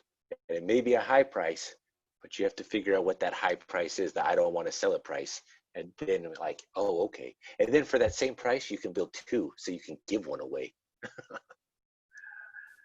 I mean, I look at some of the custom builds that are selling on eBay, and I'm looking at those going, God, that's not worth that. I don't know what people are thinking, or So here's the really funny thing. bad build or whatever. And then I try and sell something on myself, and either they just don't know me or whatever. They're like, I didn't pay you even Right. that. Yeah, I've never sold a Ghostbusters Oh, car on eBay. Um, in fact, I don't sell on eBay at all anymore. I never really did to begin with, but the Ghostbusters car, it it's like that. It's so much money that I wouldn't buy it for myself. I look at that money and I think there's so much stuff I can get for that kind of money. yeah. I can get like 10 cars for that kind of money. I'm not going to buy that car. So yeah, I feel the same way. Like I don't see myself paying an astronomical price for something custom built, especially if I think I can just go ahead and build it myself. Right. Yeah. But when it comes Although to if electronics, I can't do that. So Oh yeah, I can't either. That's why I sent it out to East Coast Circuit because I can't do that. The first person to do the Ghostbusters car was John Howard, and as soon as he was done with that car, he said, "I'm never building another one. This was a pain in the butt." yeah. Because for one, you got to get the LEDs and the spotlights. There's 5 spotlights on that whole car, on the original car, 5 of them. They drilled out a spotlight from I think it's Bosch that makes the police Bush, kit, or Bush, yeah. Um, that makes the police kit with the light bars and the yeah. spotlights. Those spotlights are so small, you can literally drop it in your carpet and lose it. So the fact that he drilled it out, put an LED in there, I mean, you can't just drill it in one spot. You got to drill it from bottom and then drill it from the center. And he did it. He pulled it off. And he said he's never going to build another one. So I don't blame him. I don't want to build the period. That's why I sent it to him. No, that's crazy. It's amazing. But you know, at least you got something that somebody wants from you, which is good. So. You know, I bet you if you were to continue to build half houses on trailers, people would want to ask you if Manufacturing you could houses. build them one. Actually, Maybe if you, I had a couple yeah, people contact me through the club website and ask for something, and I start talking to them saying, yeah, you know, this is what it probably costs, and I don't hear from them just because they don't understand what goes into it and right. how much it's going to Most cost people me don't. beforehand. And it's not a toy. It's not die cast. It's plastic and it's fragile. Fragile model. Yeah, Yeah. the model. Just shipping it to you might break in the mail very easily. And people just are like, oh, well, maybe not, or no, I just don't hear from them ever again. And it's just like, oh well, Right. I'm happy to just build for myself. So, Yeah, I am too, honestly. I don't necessarily need to ever build for customers, but if the money they're willing to pay is right, then I'll definitely do it. But if no customers ever contact me again, I'm perfectly fine with just building a buttload of cars just for myself and yeah, continuing to do so. Because I feel like I was at the Springfield show in January, and out of everybody displaying their stuff from our club, I had like 3 times the amount that they had on my one little table. right. And even at the RPM meet in St. Louis, out of everybody that was displaying their trains and their modeling techniques, I had more on 2 tables than some people had to sell. I Right. had more stuff. So I feel if I can maybe just keep on building, sell a little bit, but just keep on adding to my collection, I could have like a whole row of tables full of just Skittles all over the table, like sparkly metal flake Skittles. Uh, I say Skittles because of the color rainbow that I use in all the my colors. cars. Yeah, Yeah, gotta have all the colors. right, I mean, hey, like you said, you know, we're just here in our middle age. We got years to build. So I look at what my dad's right. done over 60 years of building models and how many he has. It's incredible. But you know, Yeah, when he went to Springfield, his table was chock full, but it was like the history of vehicle 1/8 on scale vehicle model building, that is from neat though. scratch That's building to neat. the stuff from the 60s and the 70s and 80s and 90s and up to now, and then the stuff I was building. It was neat, and we had a lot of people stop by and go, "Where'd you find that?" And it's like, I had to build it. Right. Yeah, and because they say that because they hadn't seen it because it came out so long ago and now it's not produced anymore. So you kind of have like a super rare and maybe one of, because who knows where the other ones are, Yeah, that people probably bought way back when. and so I've been and that's kind of the other thing I've been looking into kind of right now is looking at kind of the history of vehicles that were available, some of the oddball manufacturers, and starting to pick up pieces here and there of some of this other stuff that it's older, but it's still Right. neat. Um, who knows Well, I think the what will oldest happen? things I ever was able to get were those Revell Plymouth or the Chrysler, Revell Mopar kits. yeah, Yeah, and I didn't get them as a set. I got them individually in collections here and there. And then I think real quickly after maybe the first 2 or 3, I realized they came in a set. yep, And I never got the full set, but I think out of all the cars that I ever got, I got some originals. that I then probably ruined by making them customs. But you build for yourself, which I think is the Right. key in all of it. Exactly. You know. Yeah, I got these two rare clear, like Dodge. One's a Dodge pickup and one's a Dodge panel, same year, and they're Ford. very rare and they're clear. I don't know who makes them. I posted them on the Facebook group, and I said I'm going to customize these, and everybody was like, no, don't do that. Those are worth money. You'll ruin them. They're not Dodges. They're Fords. Oh, okay. This stuff. Yeah. That's the company. Let's see, where's the... Right. Okay, yeah, that's what I got. Yeah. And I said I'm gonna do some candy paint job on here and lower and put some custom rims. And they were like, no, don't do that. Good. Well, I still haven't, but I mean it's a eBay. Thought. You can find them on eBay. They're still available. You can find them at swap meets. Don't forget to hit the funny. railroad swap meets. People won't buy vehicles. They sell them. They don't buy them. Yeah, true. I think it's Best of Show now makes a 57 Cadillac. Yeah. And before then, there was another company that I got a link to a long time ago that I don't remember, of another company that made a different version of the 57 Cadillac, made this luxury version, which was meant for only the super, super rich could afford. And they made it, and I've been dying to get a hold of those because nobody makes that casting of recent times. Yeah. And I don't know who makes it. I've already forgot. But there is a 57 Cadillac that is not made by Best of Show out there. Looks like 70s style tooling, or old enough to be in the 70s. And I've been dying to get them. But they're not cheap. No. I mean, and so, talking about old stuff. Yeah, there's this one. Supposed what is that? A Ford Galaxy. Oh, dang! I could do something with that one. Ingap, INGAP is the company that made it. Like Italian. Oh, interesting. But I found this one at Springfield, $2. Huh. But it's it's 1960s era plastic car. Yeah, I've got something like that too that I picked up from Dan Goins,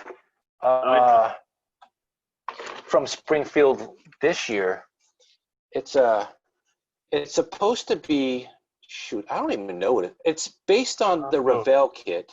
So it's a 61 Mopar, because it's got the rear end, it's got the quarter panels of that, but they've got molded in toe kit. And to be honest with you, the writing on it is so small that I can't read it. Probably says made in China, I don't know. But it was such a rare oddity of a vehicle that I had to get it. Figured I was going to do something with it, but I haven't done anything. But it's got a magnet. It's got a magnet in the front for some reason. Like maybe it could, I don't know. I don't know what this magnet's for. Oh, maybe it sits on like a flat car, and so it doesn't fall off. I have no idea. But it's such a unique car. I thought, oh, that is so cool. I've never seen that before. And until this day, I still haven't seen another one. No idea. So. Yeah, I don't know, but. There's all kinds of cool stuff out there. Yeah, and then I think it's cool that some people out there, say Louis, has gone and decided to do their own molds of companies that have gone out of business, like Jordan Highway Miniature, and then modified those existing castings to custom existing castings now, like chop-topped 32 Fords and stuff. I think that's really neat that he's one influencer that's helping the hobby. When companies go out of business, some people have the foresight to say, let me get those kits and continue to offer them out there. Yeah, like the CNC Chevy 2.5-ton truck cabs that everybody wanted. stuff like that. Right. Yeah, I found that the local hobby store in the other city, the train one, had a whole bunch of those trucks. And I posted it online and I gave them their phone number on the post and they sold out within a day. Oh yeah. Yeah. I mean, I didn't have any use for them because they're like my era of vehicles that I like to build is like 65 and older, unless I'm doing a modern style custom car. But like 70s and 80s, I don't really get into that much unless it's a movie car. Yeah. So I'm not into the muscle car scene or especially the 80s scene. It was just a waste of a whole entire decade worth of vehicles. Yeah. So yeah, I didn't have any use for those trucks.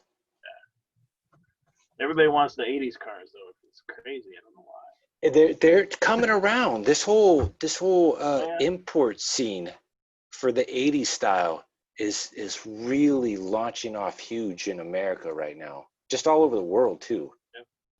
And who would have ever thought an 80s car would be desirable to anybody in any way? Hey, they're vintage now. You know what?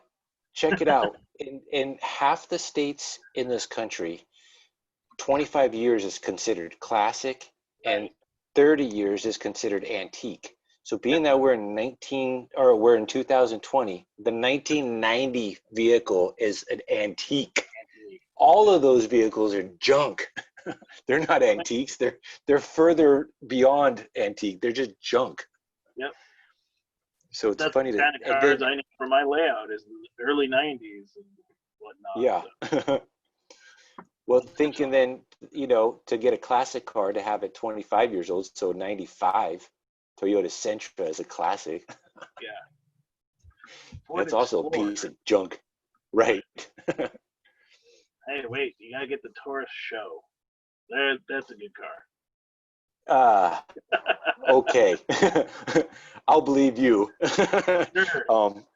I mean, honestly, I wouldn't mind getting like a couple Civics, maybe like a two-door Civic and a station wagon Civic from the early 90s, just so I can do like an import lowrider scene. Yeah. But I don't, maybe like an Integra, get like the 94 or 96 Integra or something like that. That'd be cool. Yeah. But I'm maybe just happy, I've seen the Toyota Supra and the Nissan 300Z. The Skyline. Oh, no, yeah. The before that.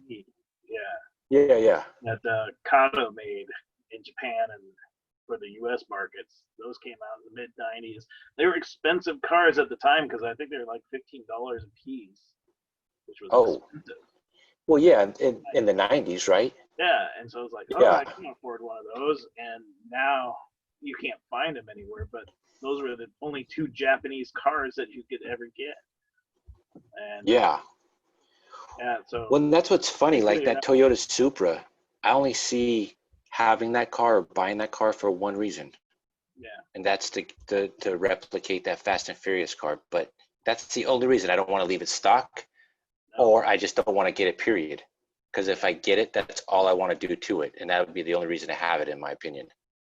Right. Unless I could get a real one. If I can get a real Toyota Supra, like a 96, that'd be awesome.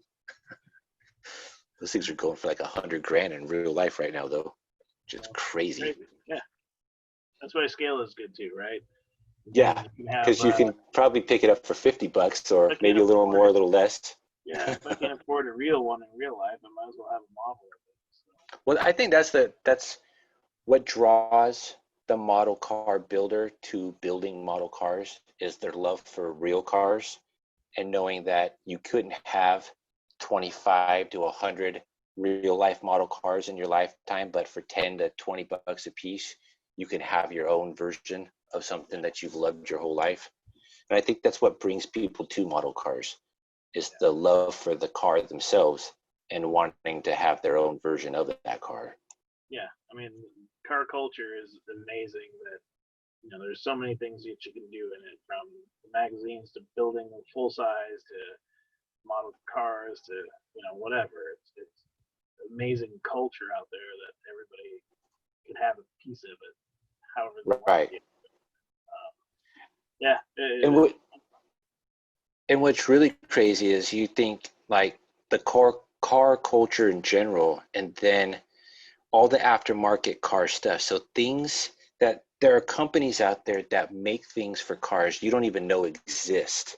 Oh yeah. And they're all at SEMA.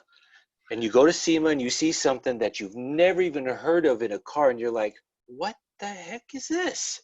What are you even doing here? And then they Unless you tell you, know and you're that like, specific vehicle, you have no idea what's out there for it. right. And they tell you what it is, and you're like, what? Why are you here? Yeah. This doesn't make sense to me. Why would Like I need engine that? parts, I get interior parts, chassis parts, body parts, I get all that. But if you're building like a spring and you have every single version of a spring for maybe a part of the engine that nobody ever seen or knows about, get out of town. But Yeah. good that you're here, that you make it. It's crazy. But yeah, Great. talk about car culture and just cars in general. But that's like I think that's like this hobby too. Like you could have 100,000 different big rigs out there, and there probably has been, in the total of this scale existing to now, 100,000 different versions of it, thanks to resin and then people building their own in 3D scale or 3D modeling and whatnot. And I don't know 99% of them. No. So talk about just car culture and the things that you don't know about exist. Yeah, I don't know, but they're out there. People do know them. And think about this too: is okay. How long has the Athearn Freightliner been available? Right, since the late Yeah, I don't know. there's probably 100,000 of just the Athearn Freightliner out there, and they're still producing it. And they're coming out with Right. another first round of it. So Yeah, it's incredible to think that's one of the oldest models out there that's still available. that's crazy. I would like to see the very first 187 scale car produced. I know you showed a lot of the history of those like 99-cent cars you can find at Yeah, model shows or toy shows or whatnot, but like the very first one that the train company decided we do need vehicles on train layouts. Let's be the first company to build one, and this is the first model. I think that'd be yeah. kind of neat. I wonder, who it would have been if it's probably a Viking model or something like that, or Markland. Or, Probably so. I mean, Yeah. heck, even And then the I wonder, Athearn station wagons, that the Athearn / Lionel station wagon and Cadillac, right? I think that's the one yeah, you're talking about, the Athearn Cadillac. yeah.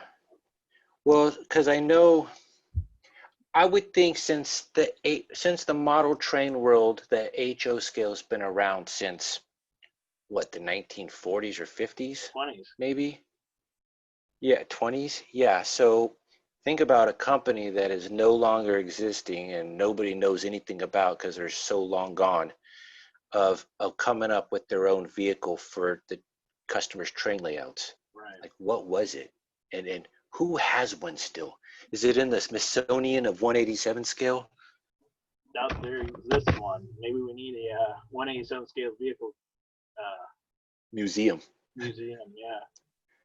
I still Yeah, think I know that there's the museum, model car museum in Salt Lake City that talks about 125th scale stuff. right. That, but which is really cool, by the way. But I don't know that. I think somebody needs to come out with the model train museum, and I don't know if there really is one or not. But Well, I know there are museums. yeah, Like, for instance, in Victorville, California, there is a model train museum, and they got stuff from the 1920s, electric trains from the 1920s on display to all the way to current, but it's trains, it's not yeah. vehicles. So, but that would be the subset of it, is the vehicle side of it. Right. Thankfully, the club website out there has been doing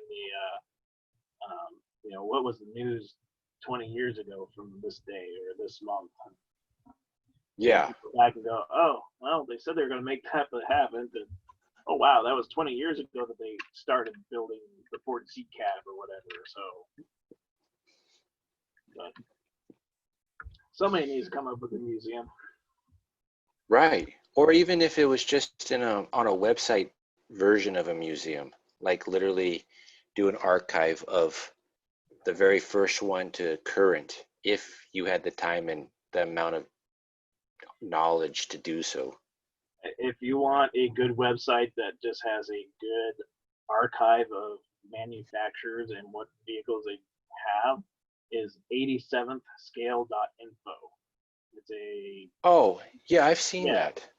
and you can go to Yeah. the manufacturer's archive and you can look up the manufacturers. And most of them have a list. I have clicked on quite a few of the links that are listed on that site, and half of them don't even work anymore because And they're either unfortunately, out of that business website, or whatever. That website, I don't think has been updated for quite a few years. So, but that's one of those things that maybe I'll have to think about of stealing that information and safeguarding it for later. Right, yeah. We don't want I that mean, all this info to disappear. all this stuff is important. Yeah. I mean, even if it's important in a little way, it's still important because, I mean, think about, like, for instance, that very first vehicle that was ever made. What if that was made 60 years ago and it only lasted for like 4 years, and now it's out of business and nobody even knows it exists because there's no existing toys or vehicles like that out there anymore. But if we had the knowledge of what that was, we could try to reproduce that either in a 3D print, or a manufacturer could republish the casting and make it something out there that we could use again. Yeah. Like that's why I think it would be important. Just for that reason, we could try to reproduce stuff that isn't out there no more. Yeah, it's like the two Jordan miniature highway miniature kits that I have are the Jeep Willys panel truck and wagon. They didn't exist for very long, and I've finally found a couple of them myself. The only one I've only seen two built in my entire life. One my dad has, and somebody else just posted one on their group site a couple weeks ago. Those are the only two I've ever seen build, and I found the kits to build my own, but I haven't touched them. And I don't know that I really want to touch them. So Right. What is it? it's the highway miniature what? Jordan, the Jordan highway miniatures, right? Yeah. But they have, let's see. This is the Jeep I've never seen that one. panel delivery. And then they that's have neat. the wagon. Yeah. Okay, I think I saw, I remember both those. You posted those quite a while ago, and there was a nice big discussion on those. So I think, honestly, that I could build, but I don't know that I want to. I think Lou ended up getting a partial kit that didn't have all the pieces, and he was going to try and cast that. Yeah, but I don't remember the outcome of that. I need to talk to him, I guess, on that too. Right. Well, and then you have the originals. So the originals is better than a resin casting of it. Although a resin casting, you don't have to worry about messing up because you can just get another casting. But that one, you definitely don't want to mess up. Yeah, Best of Show has their wagon now too, so it's kind of like, not oh, sure that's true. So. Yeah, no, those. If you just get the wagon from Best of Show, you can keep those in the box, and they could be worth some pretty good money if you ever decide to sell them. Keep it in the envelope, right? Not even a right. box. Yeah, the first ones actually came in the little mailer tubes, even. What? Yeah. Oh, I never seen that. That's crazy. The envelopes are like the round 2, and then the boxes were what they came up with afterwards. That they wow. So see right there, that's already the history of Jordan miniatures. You already started the museum history lesson. Yeah. They're out there. That's cool. Somewhere. Yeah, that would be neat to maybe have that like a little side link to the 187 scale club is if a bunch of people, well, maybe not even a bunch, but just a good amount of people were able to lend the information out to like vintage manufacturers that they remember growing up with, like say our veteran builders that are senior citizens maybe that remember from back in the 60s and 50s and whatnot. An editorial or something like that of Yeah. here's what I had, here's what I built with. Right. It'd be cool, like, so you have like the name of the company, and then below that name, all the vehicles that they used to offer, if they're still around or if they're still not around or whatever.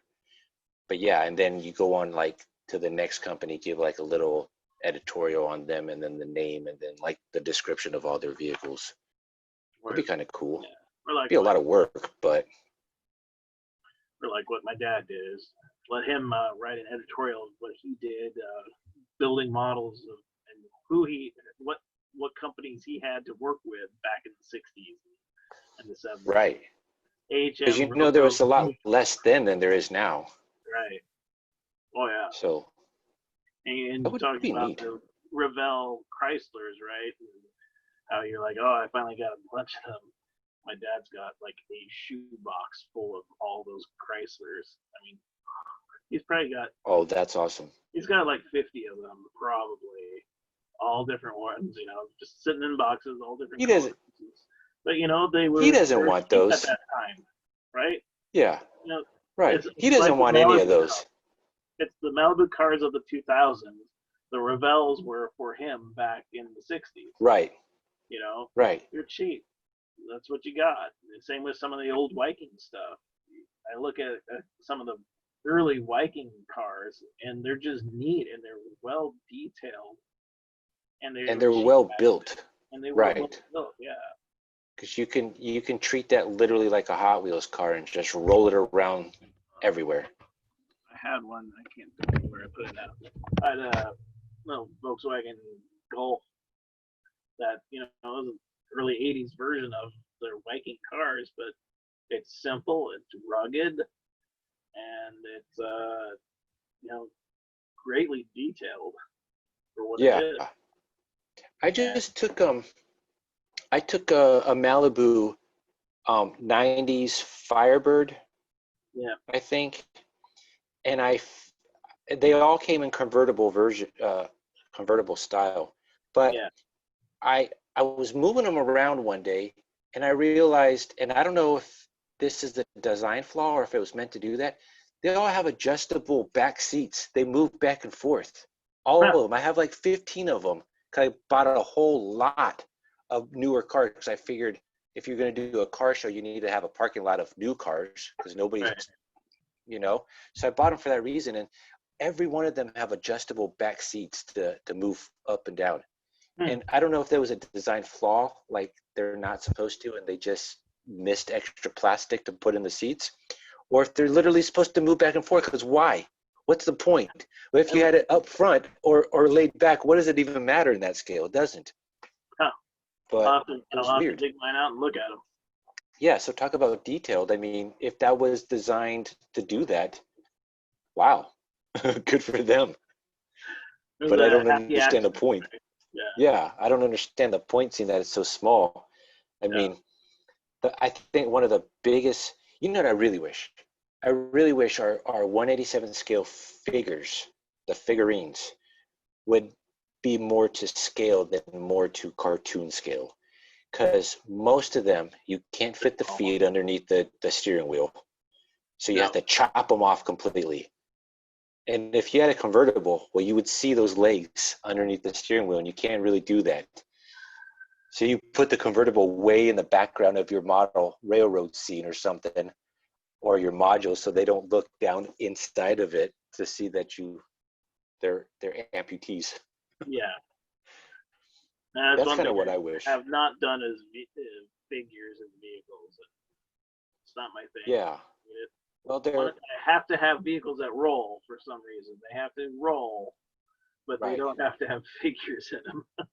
Yeah, that's so funny because on the 187 scale club in the photo gallery, Joe Fay built this freeway scene of like a 70s style freeway scene that's lowered and then has roads. He probably had like 200 to 300 models just in that one module, because then up on top, he had like a dealership that was here, and then the freeway was here. And none of the people on the freeway had people in them. And or any of the cars on the freeway had people in them. And that's not the point. The point is he had some one-off cars that he created himself and you'll never see again because he created them. Yep. Yeah, but nobody was driving. It was like an apocalyptic world where they all got out of their cars and ran for the hills and just left the car there. It's 2020 all over again. Yeah, exactly. I even reached out to him and asked him to be on this podcast, but he wasn't into it. And then it was cool because I contacted him a long time ago. I had bought myself a 1960 Mercury, a real one. It's sitting on the side of my house. And I asked him if he ever created a model of it. Because I know that's such a rare car that even major companies of different scales didn't build that as a toy. So I asked him if he had one. And he said he did. And I asked him for a picture. And he said, "What's your address?" Ended up sending me an envelope of just bodies, no interiors, of probably 100 different vehicles. And I got two of about half of them. So say 100 and maybe it was less, maybe it was 100 total. And at least half of them were doubles. Yeah. Is that right? Am I even saying this right? I don't know. I got like 2 station wagons and 2 regular 4-doors, and then a lot of singles of one-off cars. And he gave me my car as just the body. Yeah. And I was blown away with all these other cars. And I said, "Dude, I didn't expect you to send me all these." And he said, "I sent you everything I have left." Oh, wow. And so that was like such a huge honor. Now, a lot of them are really rough. And I remember posting them on there and they gave them hell, saying like, "These aren't real cars. These are so rough. Why would you even build these? And why would you even cast them?" And that really sent him over the edge. And I don't blame him because, I mean, he was doing something that nobody else created. This was before 3D printing. Yeah, way before 3D printing. That was was the doing one-off. Yeah, he was doing one-off cars that still don't exist in 3D printing. No. He built he casted a 1959 4-door hardtop Cadillac, which the hardtop is different from any other Cadillac that's out there. Yeah. And it's a 4-door. And it was just a body he gave me, but he casted that. I mean, not even toy companies are making a 4-door hardtop. So he created it.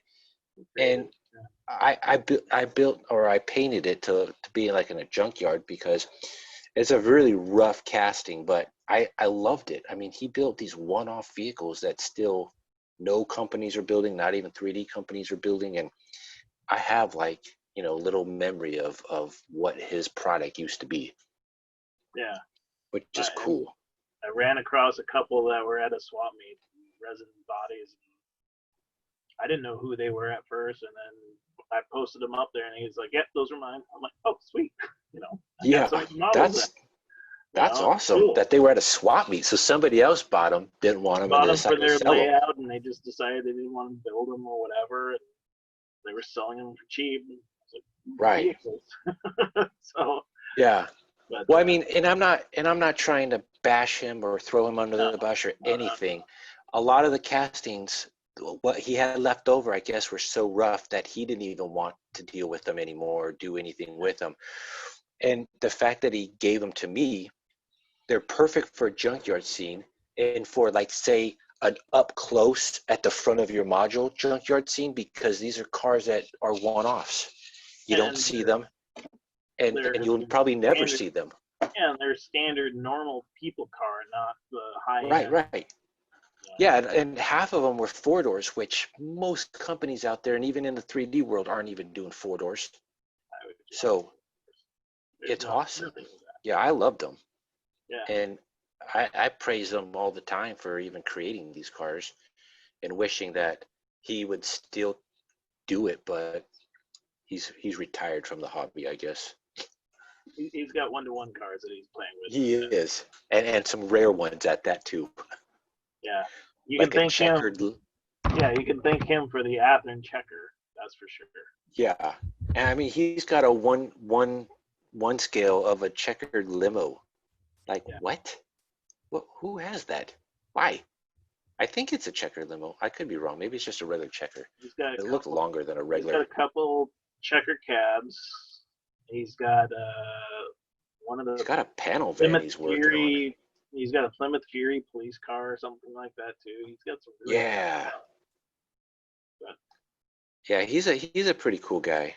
I like him. I wish he'd be on the podcast just to talk about his old ventures into this hobby.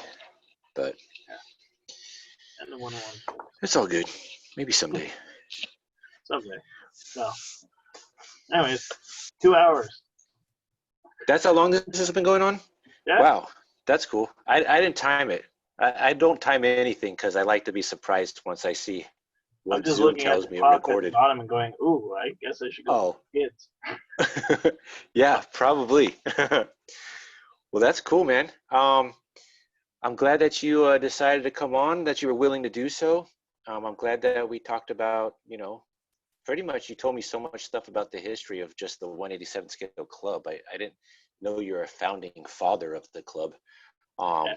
So I think that's pretty cool. And I Yeah. didn't even know you were building as long as you were building. So thanks for telling all the viewers, telling me the history of you. Yeah.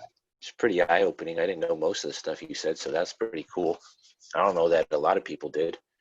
I know most of the new people didn't know. So that's cool. I thank you. And I would like in the future, if you wanted to, we could probably do this again sometime.